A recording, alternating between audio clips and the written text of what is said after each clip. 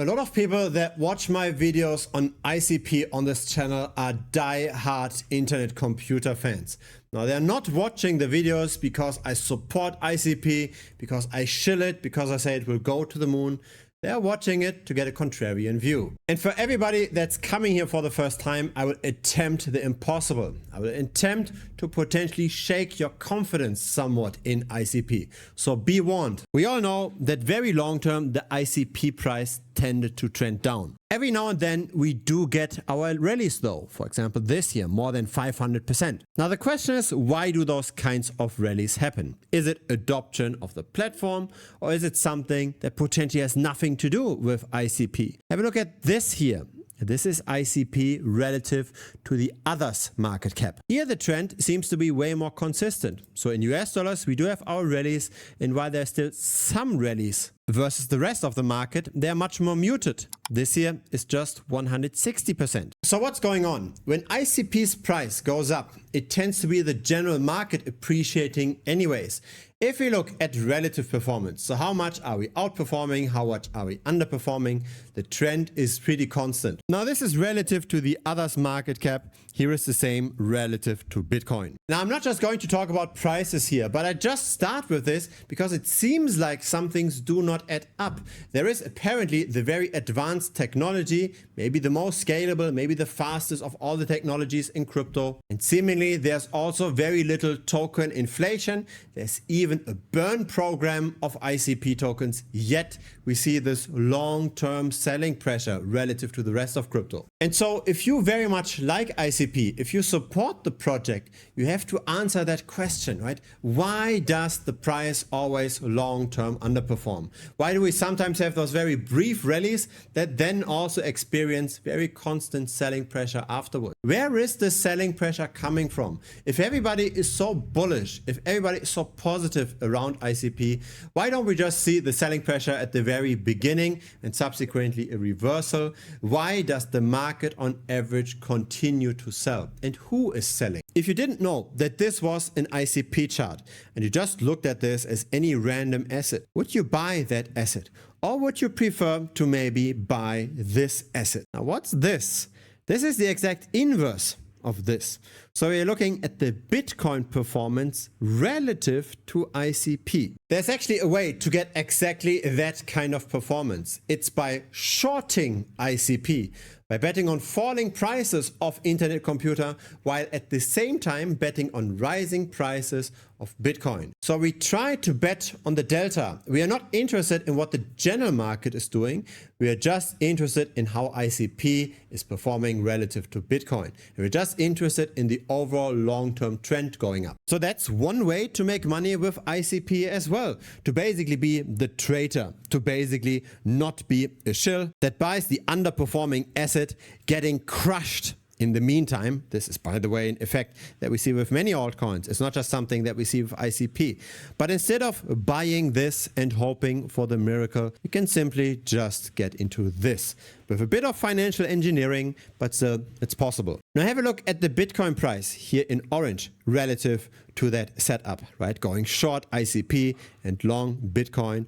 This would have outperformed buying and holding Bitcoin massively as well. There's a lot of performance to be made here. It's just all about looking at the market the way it is. It's not about hoping for the best. It's just betting on what's happening, not what we wish for. Please explain why ICP is close to the all-time low right now. And that's in US dollars. And while the selling pressure relative to Bitcoin is so constant, when apparently the inflation rate of ICP is only 5.9% per annum, a project with that technology, shouldn't it be able to grow its demand for the token by at least 5.9% per annum? And if the inflation rate is only 5.9%, why do we see that quick of an underperformance? If you're getting value out of this content so far, then feel free to give this a like. You can also subscribe because I publish videos regularly. Of course, any support is very much appreciated. It will help the channel grow. Why is this line so steep? So let's even take the positive case, right? Before the pump. In the last 2 years, ICP underperformed Bitcoin by 70%. And I'm not even looking at the top after the pump. I'm looking pre-rally underperformance. So minus 70%. With that kind of an inflation rate, it does not make sense. There is the burning, but I'm not sure if the burning really helps that much. It's 300,000 ICP tokens over the course of the last 1.5 years. But what's 300,000 tokens relative to 500 million tokens that's circulating? 5 million would be 1%. 500,000 is 0.1%. So this is less than 0.1% of the supply that's getting burned. Yet it's shown very prominently on the ICP dashboard as a potential driver for the price. I'm not so sure if that's true. Now, I do know that I get criticism for videos like this, but maybe the disconnect comes from another place.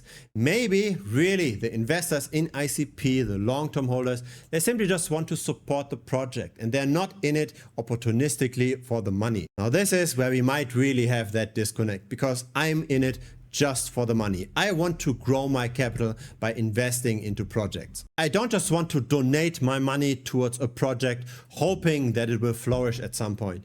I want to see the return. And so that's why I think it's better to bet on falling prices of assets like this. The trend is your friend.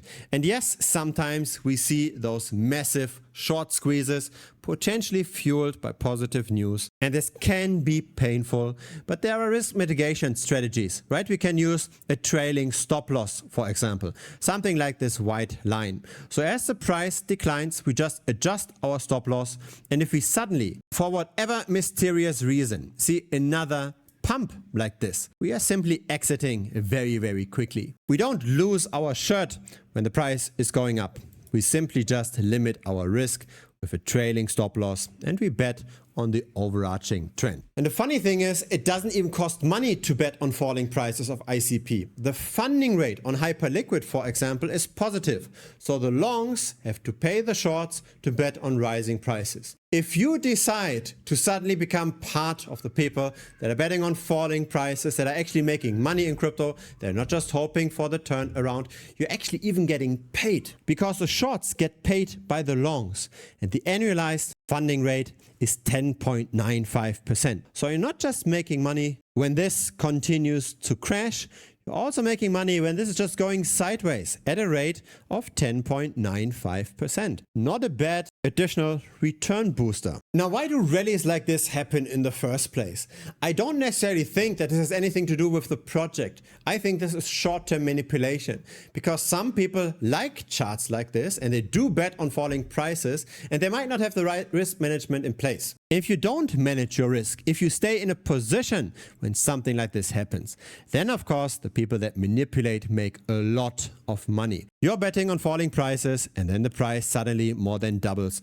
Then you're out of the game. And so that's a classical short squeeze. We can also see this in the funding rates, right? The perpetual futures funding rates, they went massively negative when ICP moved from $3 all the way to $9. Once the shorts got liquidated, once the funding rate normalized again, that's when the manipulators, the market makers, they are selling off again their allocation, because they're not interested in holding ICP long term.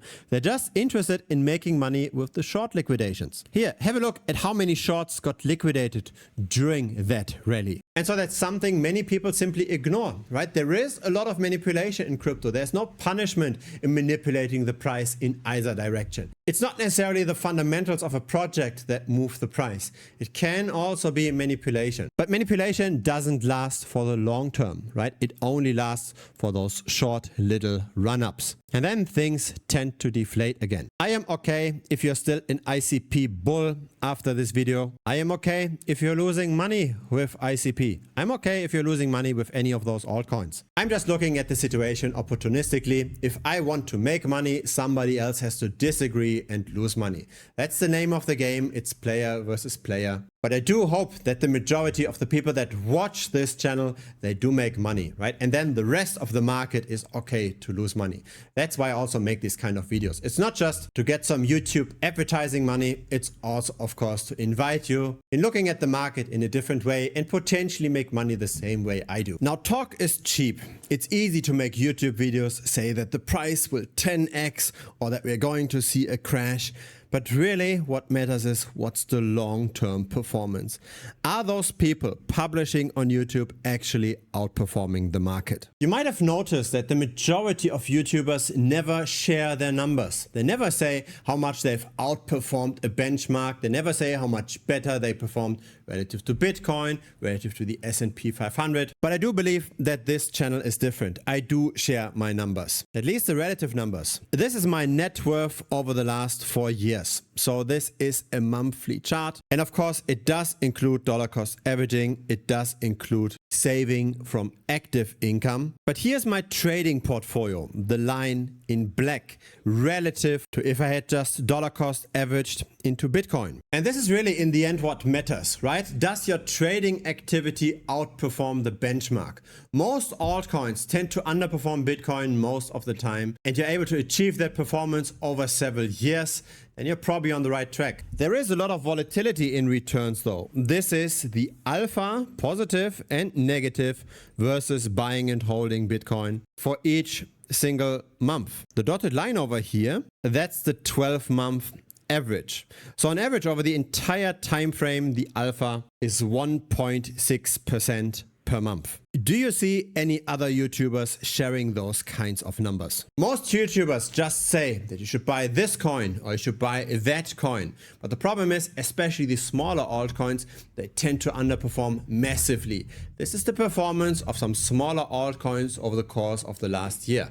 Many of them went down by 70%, by 80%, even by 90%. And so chances are you did not outperform Bitcoin if you just followed that advice. Chances are you've lost 50, 60, 70%. Now, nobody can know for certain where a price is going. Nobody has a crystal ball, but we can play the probabilities. Some assets are more likely to go up, other assets are less likely to go up. And when it's about probabilities, we simply use statistics. I've optimized various backtests, checking out the best leverage ratios, checking out the best systematic trading rules that actually do outperform just buying and holding Bitcoin over the years. And so for everybody that's done with this kind of crypto advice that ends in losses anyways, I have made some videos, some tutorial videos that actually build skill. I'm also running exclusive Q&A sessions every now and then. You can ask me your questions directly in a live stream. And then if you want to dive deeper, you can also get into the individual trades. I share all of my trades directly as well in real time.